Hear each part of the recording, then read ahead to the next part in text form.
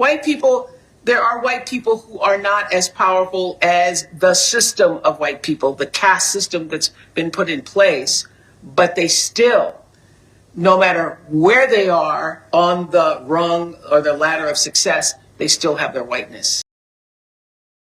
That's what I'm talking about. That's what I'm talking about. Supreme victory. I want you guys to imagine for a moment that there's no face behind this quote, this statement. Imagine you were just reading it. You know, somebody says that no matter what, pretty much it doesn't matter where you are on the economic ladder. You can be poor as shit or you can be really rich. No matter what, if you're white, your skin gives you privilege. It holds value. Imagine if somebody like David Duke said that. You would read that quote and then you would see David Duke and you would be like, wow, what a racist asshole. This guy is so racist that he thinks that a poor white person has more privilege than a rich black person. Just by default. That's how much better white people are than black people. And you'd be like, wow, I don't want to associate with somebody like that. And then you see that it's Oprah Winfrey who said it. Seriously, it's mind-boggling. I want you guys to hear this again. White people, there are white people who are not as powerful as the system of white people, the caste system that's been put in place, but they still, no matter where they are on the rung or the ladder of success, they still have their whiteness. And shout out to Deborah Wilson, who I'm pretty sure was coming on to me when I met her. Now, I wish I had more footage to show you. The only other thing I have is just a clip of her kind of reinforcing it. And the leg up is what I was saying. You still have your whiteness. That's what the term white privilege is. It means that whiteness still gives you an advantage no matter what. It's just mind-boggling, you know, for a myriad of reasons, but the two biggest reasons why that is such a messed up thing to even say is, number one, Oprah Winfrey is a billionaire. She has billions. And as a black woman, a person of color, it is asinine, kind of crazy hearing that type of language. And we're going to start with the latter. Obviously, I just have a problem with that. As a black person, I'm like, well, are you saying that white people are just inherently better because they're white? You know, and then they can try to say something like, oh, yeah, we're talking about this system right here, this white system. And I'm saying, how does that make me feel any better at all? I was saying that, and I've also heard the argument that, well, this system isn't built for you.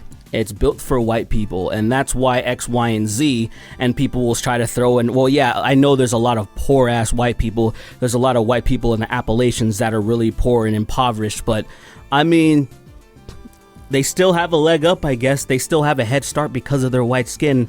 And I'm over here saying, why? Why is that true? I don't believe that to be true. Even if there was like 100% irrefutable evidence that it is true, personally, it wouldn't mean shit to me, because that's like, what are you trying to even say with that? What is your point of even trying to tell me that? Are you trying to hold me down? Are you trying to disparage me? Like, to me, when I hear stuff like that, especially if you're trying to teach young black kids that, it's almost like you're trying to introduce despair, almost like abandon all hope. You make America sound like it's Dante's Inferno, and you're entering the underworld, right? And then it just says, abandon all hope, ye who enter here. Abandon all hope. Black people. That's not the way that I want to think. That's not the way that I was taught to think. And I don't really understand how that can be taken in any other way.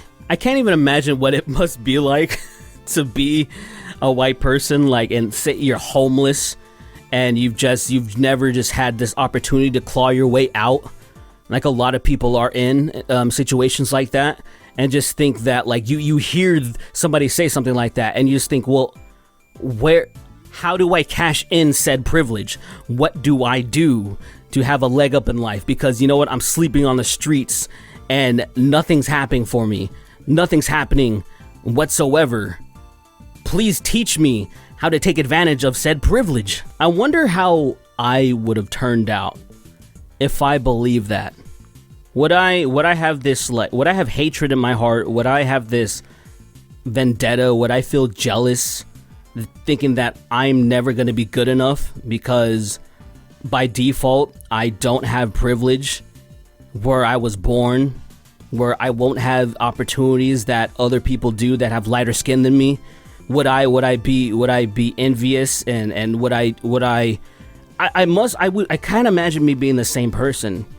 I imagine me being probably a bitter asshole if that's the way that I thought and that was the way that I was taught. You know, if I was taught like prejudice, you know, like they say there's those words like soft bigotry that people coined for what's his name, George W. Bush. But to me, it's like, it's not, it doesn't need to be coined. Like stuff like that has always existed. People use certain language and they don't realize what they're saying, that it's kind of, it's a negative thing. It's not, saying things like that does not help black people. You know, it doesn't make things seem better. To me, it doesn't make things seem more clear. To me, it just seems like some type of weird excuse, and I don't understand exactly what's your point of saying stuff like that. I just imagine somebody like Francis Ngannou, you know, who was born in Cameroon and working in sand mines, and then he realized that he wanted to be a boxer, but he didn't have the resources available to him. So then he made his way to Morocco, and through trial and error, he finally made it to Italy. Then he finally made it to France. It was just a huge battle. And finally, he became a mixed martial artist and world famous, and now he's living in Vegas. And I just can't imagine if he would have even dared to attempt this, if he would have thought, if you come to Western civilization, if you come to these places that are predominantly white, you're going to be treated like absolute shit, and you're not going to have any privilege over anybody who is lighter skinned than you.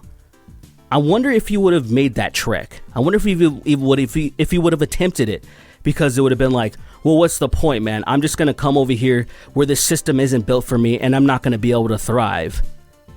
You know, that's what I think that probably would have happened if he was indoctrinated with that line of thinking.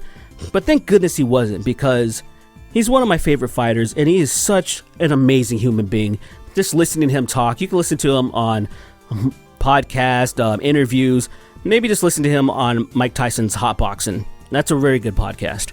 Now let's talk a little bit about Oprah's wealth and her privilege in society, being a wealthy person, you know, being worth billions, close to 3 billion, which is a lot of money. There's a lot of people on the left that would be very angry because they think that the idea of billionaires is silly. But I imagine because she's black and a woman, they give her a pass. I just imagine. I think they wouldn't touch her money even if they had the opportunity to. You know, just because of how weird everybody dances around certain subjects, and everybody tries to treat black people almost like they're fucking, I don't know, children, or like they're almost like little pets or something, and where it's always about patting them on the head and like, oh, good for you, I can't believe you got here. Meanwhile, say somebody with the same amount of money and privilege, but they happen to be white, it's like, they're just making too much money. I can't, it's all that white privilege. And it's like, no, a lot of these people worked hard. Not everybody, but let's take Oprah, for example. She obviously worked to where she got. So it's so weird hearing her say stuff like that. It's like, I think you earned your money, didn't you? And I think the idea that this system isn't built for you, or that white people just have more privilege than you, even somebody who is sleeping on the fucking streets right now, sounds so silly. And it sounds extra silly just coming from someone who is so rich. But I guess the thing is, the only people that I've really heard say that have come from rich people or people that are pretty well off. It kind of seems like there's somewhat of a correlation, right? Kind of the more wealthy you are, the more privilege you have. And when that happens, the more bored you become, and you have to create demons and enemies to vanquish, because you don't have economic disparages, or you don't have anything else to worry about. You don't have anything else to overcome. Like, say, most of us in the world, we have to worry about money. We have to worry about our family and health and all this stuff. We're not taken care of, so we don't have time to create fictional enemies. We don't have time for that stuff. But these people do. And believe me, this stuff exists everywhere. And that's one of my final points that I kind of want to talk about, is when we talk about privilege, I will always cite class. I will cite wealth over anything else, because when you go to countries around the world that are predominantly one ethnicity, well, what's left? Class, the hierarchy. There's always this huge gap. A lot of poor people. You go to, like, say, Middle Eastern countries, and they're going to have slums and poor people there. And the rich people, they're all the same ethnicity for the vast majority of the most part, right? And I don't think they're complaining about the skin. Now, maybe they are, because some people are insane and they do like to create enemies. You know, like, you'll hear some people be like, well, because they live in that area, even though we're the same ethnicity, you're still scum.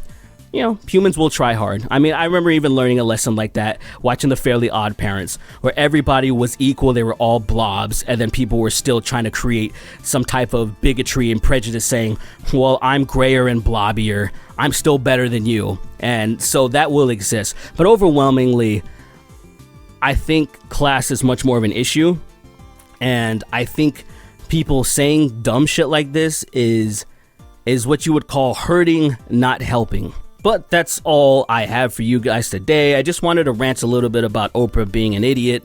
And it happens. Sometimes you get so much money, a lot of dumb shit just kind of just swells into your head. And sometimes you try to make up for all the privilege you do have, and you can't connect with people that are much lower down, and you try to connect in some way, and then you usually miss the mark. But that's it. Hope you guys have a wonderful day. I want to give a huge shout out to my hard R and my hardest of our patrons. You guys are the best. I appreciate you guys still being along for this wacky ass ride. And that's it. Take care, and I'll see you in the next one. Your thinning camera is camera number 2. It's out there. It's guaranteed to make you look 200 pounds lighter. Could I please get a glass of water? Of course you can, baby.